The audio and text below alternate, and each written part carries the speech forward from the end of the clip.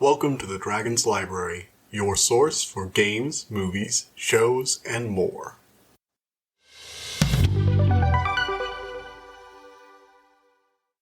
Hello, everybody. Welcome back to my library. Today is something very fun, very special. See, this is the first time you'll get to see me reacting to something near live. Because just like 40 minutes ago, I got out of a movie. And that's the movie we're going to be discussing today. It's the new Demon Slayer movie, Demon Slayer Mugen Train. And first of all, I have a warning before this. This is a very new movie. It technically came out last year in Japan, but thanks to the pandemic, it was delayed in its release and is literally just come out today in the US. I would highly recommend you see this without spoilers, and I will be talking about spoilers, though I will let you know when we get to that section. This is a really good movie. It has a few really good twists, and the animation is breathtaking. No words I can use will fully describe seeing this in person. I know it's, different for everybody. Some people live in, larger cities. They might not have a theater they can go to and feel safe at. I personally was like the only person in my row. There was literally just no one else in that entire row with me. So, and I, had a mask on. It was a pretty empty theater. We had, safety precautions and all that. But I understand some people can't. If you can, go see it. If you can't, maybe you should wait till it's on streaming and then come back and listen to my opinions on it. But regardless, you should have seen Demon Slayer, the actual show, before this. So let's get into that. This movie is a sequel or a part of the Demon Slayer TV show, the anime. Demon Slayer is a show that came out. When did it come out? I want to say 2019. So it was spring to fall of 2019, and it's a really good show. It has really good characters, very in-depth story about demon hunters and demons in a sort of mid-industrialization Japan. So mid-industrialization as in trains are still new, but most of the rural areas still look like rural, more medieval-ish Japan. Not like medieval, but that vibe. And demons exist, and they're hunters. So go watch that show. It deserves all the love it can get. If you're more of a book person, it has a manga. So, you can check that out. I will provide links to where you can buy the manga and watch the show in the description. If you want to see the movie, it's going to be playing this weekend. It should be at theaters around you. Although, thanks to the reduced theater size, those tickets might be sold out by this point. I know the row I was in was like one of the front rows, so most of the other rows, though, had at least like 2 or 3 groups of people, distanced apart. So you might not be able to find a good seat. But that's all the warning for this. That's just all the setup. So, you should have seen the movie. You should have seen the show at this point. If you are still listening to this, shame on you. It's on Netflix. I know you probably have access to at least one Netflix account. You should watch it real quick. It's a pretty short, it's only, 21 episodes, I believe? You could knock that, 26 episodes, and you could knock that out pretty quickly. But, if you don't have time for it, okay. My thoughts on the Demon Slayer show. It's amazing, it has beautiful animation, and a really fun cast, and really fun characters, and a heartwarming story. And what makes this movie special is that most anime movies, like movies based on anime property, aren't really connected to the main story. So, I'll use Naruto as an example because it had a lot of movies. All of those movies are kind of set in a nebulous time period. Based on the character's appearance and the abilities they used, you can technically put it in some general area, but the shows generally act as if these movies never happened. The reason this movie is different is because this movie is a direct continuation on the show, and the next season will directly lead off of this movie. So it's canon to the show. Like, if you're watching the show, you'd watch the first 26 episodes, this movie, and then the next season. So yeah. all in all, it's breathtaking. This movie you will rarely see a movie that looks this good. Of course, Ufotable, the studio that did most of the animation, a lot of the animation work for this, they have always done great work. Fate Zero comes to mind. It's the only part of the Fate series I watched, but it was gorgeous, and that was just a show. And when they have a movie budget, they got a really big budget, and you can tell they used every penny of it, every second they had to make this movie just look spectacular. The animation is always very crisp, very smooth, and when they go into a fight scene, you are in for a treat. The Demon Slayer has always had a really distinctive art style. The gimmick is, for those of you who haven't seen the show, again, shame on you. But the gimmick is that they have swordsmen who can use special breathing techniques. And these breathing techniques draw upon elemental parallels. So, water, earth, wind, that kind of stuff. So, the main character uses water breathing. And the way they demonstrate the effectiveness of the sword techniques is by having, really beautiful Japanese watercolor style effects animated over the sword swipes. So when he uses one of his water breathing techniques, you'll see a water dragon envelop his sword and just a cresting waves of water slashing through enemies. And actually you can see two styles in this movie because they are paired up with the Flame Hashira to investigate a train where people have been going missing en masse, and they sent in some demon slayers, and they also went missing. And so he's one of the Hashira, who are the 9, top tier demon slayers, the head of the organization. They're the elite team, the Goatee 13.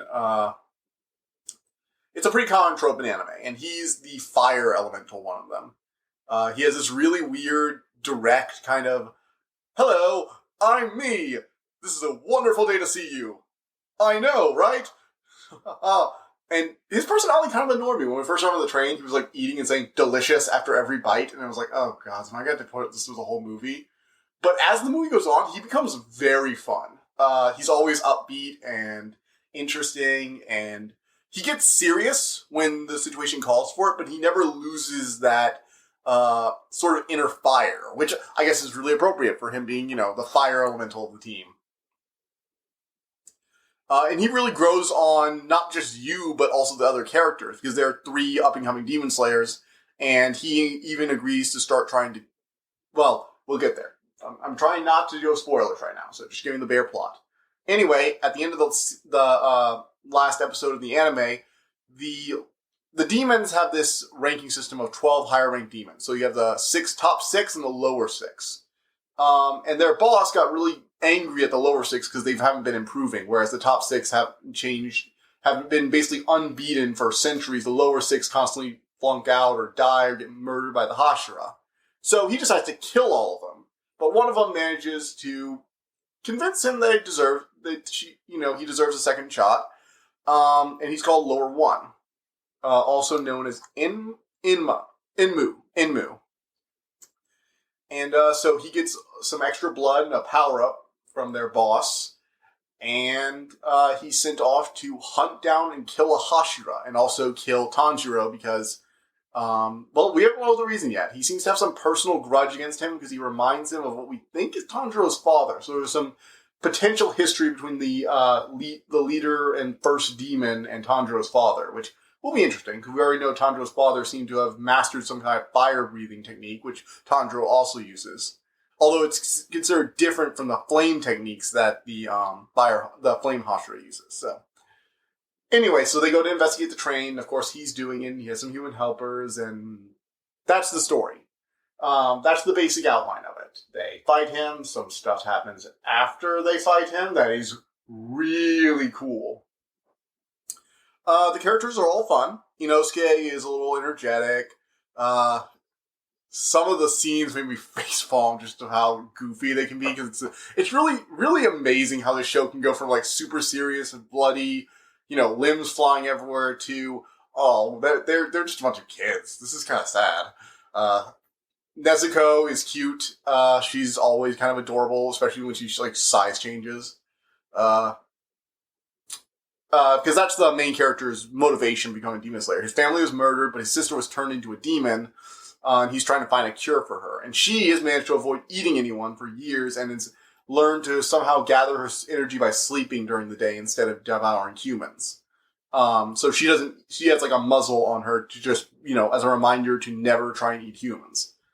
There's a lot more to it than that, but again, if you want to know more about the basic plot of the whole series, you should really just watch the show. It's on Netflix again. Go see it.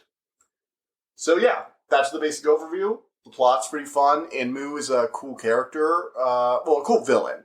He doesn't have a lot behind him. He is kind of just one of those villains that's like, murderously loyal to his leader and wants to rise up in the ranks, but he is good for what he is, and there's a secondary villain later on that I'm not going to spoil, who's actually a lot more interesting, and we will probably be... Again, no spoilers yet. Can't say anything. Anyway. Characters all fun, voice acting is amazing, and the animation... I've said it multiple times. You will not see anything this good for a long time to come. This is top tier animation by one of the best anime animation studios out there, and the attacks, the fire, the watercolor water and fire effects combined with the sleep hypnosis stuff and the air blast and the lightning. It is gorgeous, and you need to see this in person. Even if you just find some of the scenes and watch them on YouTube, you need to at least see this. It is a spectacle in the best way possible. Alright, so that's as much as I can say without going into spoilers. Again, final warning, highly recommend you go see it. It is just a wonderful movie that deserves to be seen more. Again, if you don't feel safe, don't feel forced to go, it'll be on streaming soon enough and you can watch it then. Alright, everybody's gone. Who doesn't want to hear this? The Flame Hashira dies! They killed him! And I actually felt something! For the first time ever watching Demon Slayer, I actually didn't want this character to die. I really hated him at the beginning. He was kind of annoying when they first walked into the car. But he grew on me. And then when he died, I was like, damn it! Why did you make this great character just to kill him off? It's such a waste. It's just such a waste. I mean, the way he goes out is just badass. Okay, since we're in spoiler mode, one of the upper demons, upper 3, comes out of nowhere at the end. Apparently he'd been watching all this to report back to the master or something. And his gimmick is that he became a demon because he was like a expert martial artist, but he grew to have a fear. Apparently he grew to have some kind of, this is mostly implied, but you can read into it, that he had a fear of growing old and dying. And so his whole thing was, great warriors are above the rest of humanity, and we shouldn't have to grow old and die. We should remain in our prime forever to grow stronger and stronger. That's why demons are better than humans, because we won't age or die. As long as we stay out of the sun and don't have our heads cut off by a very special type of blade, we can live forever. So, that's his whole deal. He actually has a whole thing where whenever he fights a particularly strong opponent, like a Hashira, he always offers them the chance to become a demon. Even if he's already, speared them through the chest, fatal blow. As long as they're alive, they can still become a demon if he gets them help quick enough. So he, even on, death's door, he'll offer them to become a demon, and apparently no one's ever accepted because they're the good guys. They're, the generals of the Legion of Demon Slayers. They've all most of them have had personal tragedies related to demons. They've seen their comrades, families, loved ones die. Tanjiro's entire family was slaughtered by a demon. His sister turned into one, and she nearly went feral before she got control of herself. People like that don't exactly want to become the thing they hate. And he even remarks that all of his strongest opponents are always the ones who don't want to become a demon, and it's so sad. And he feels it's his mission to put them out of their misery before they grow old and weak like the rest. And of course, Rengoku fights him, and the fight is spectacular. A lot of anime will have this in some of the earlier arcs. One earlier arc will have a big heavy hitter character go up against some other heavy hitter characters. So, for example, in Naruto, they had who was it? Itachi and Kisame go up against Jiraiya, and they're like, top tier shinobi. You won't really see a fight like this for a long time. They square off and stuff like that. And to get you pumped for the places the series can go, to introduce new mechanics to the magic system or fighting system or the mechanics of the world. It helps introduce things like that. And this, if I gotta say one thing for Rengoku's death, he went out like a badass.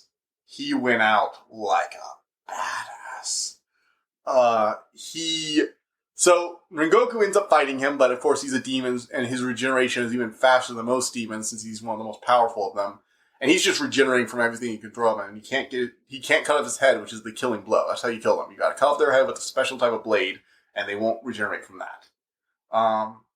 So eventually Rengoku unleashes the most powerful attack, which looks like a dragon, because yes, of course it has to look like a dragon, because dragons are amazing. And there's the dust storm. The main character was like, he's gotta survive. The dust clears, and they're like, Rengoku! And then there's a hand through his chest. And you're just like, oh. And at this point, he's had, wounds all over his body. One of his eyes got crushed by a blow earlier in the fight. He was gonna die even before this, but that's just, the blow that says, yeah, even if we got you medical attention, you wouldn't just, not be able to fight again. You're just not gonna survive. Because I'd hope that even if he got wounded or crippled and wouldn't be able to fight, he would still be able to be a teacher or a mentor for them. He seemed like he would have been a fun mentor to have for the main characters. I actually would have really liked Rengoku to become a regular part of the cast. I really enjoyed the dynamics he had with Tanjiro, Inosuke. Zenitsu didn't have as much interactions with him. And he ended up warming up to Nezuko a bit. They don't have as much interaction either, but his interactions with Tanjiro and Inosuke were really fun. I would have loved to see more, but of course, he's gone. He's dead. But he went out like a badass, because of course he's not already dead by the giant hole in his chest. He's managed to clench his chest muscles so that he grabs the arm of the demon and holds it in place. The demon tries to swing at him, but no, he grabs his other arm and he pushes his blade to the demon's neck and just starts pressing down with all his might. And the other characters are broken and wounded, but they pull up together to try and help him.